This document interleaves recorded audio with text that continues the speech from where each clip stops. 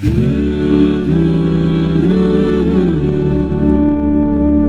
আজকে আরবি ভাষার মূল ভিত্তি নিয়ে আলোচনা করব।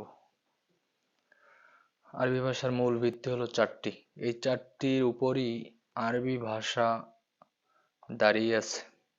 এই চারটি বিষয়ে যার জানা আছে সে আরবি ভাষায় শুদ্ধভাবে লিখতে পারবে, বলতে পারবে এবং পড়তে পারবে। তো সেই বিষয়টা আমরা মুখস্থ করব। আরবি ভাষার মূল ভিত্তি চারটি: ইলমুল লুগা, ইলমুল বালাগা, ইলমুন নাহু, ইলমুস সরফ। ইলমুল লুগা, ইলমুল বালাগা, ইলমুন নাহু, ইলমুস সরফ। ইলমুল লুগা, ইলমুল বালাগা, ইলমুন নাহু, ইলমুস সরফ। ইলমুল লুগা মানে শব্দের জ্ঞান, শব্দার্থ। এই শব্দের জ্ঞান থাকতেই হবে। যে কোনো ভাষাই শিখতে হলে ওই ভাষার শব্দ জানতে হয়, তেমনি আরবি ভাষার শব্দ অবশ্যই জানতে হবে আরবি ভাষা শিখতে হলে। তারপর ইলমুল বালাগা, এটা হলো অলংকার শাস্ত্র।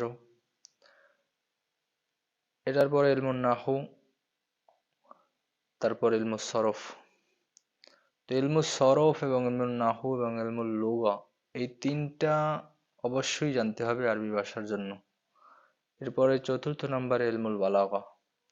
তো প্রাথমিকভাবে ইলমুল লুগা এবং ইলমুল নাহু, ইলমুস সরফ এটা জানতেই হবে। ইলমুল সরফ জানলাম, ইলমুল নাহু এবং ইলমুল লুগা জানলাম না, তো কাজ হবে না। ইলমুল নাহু জানলাম, ইলমুল সরফ জানলাম না, ইলমুল লুগা জানলাম না, তো কাজ হবে না।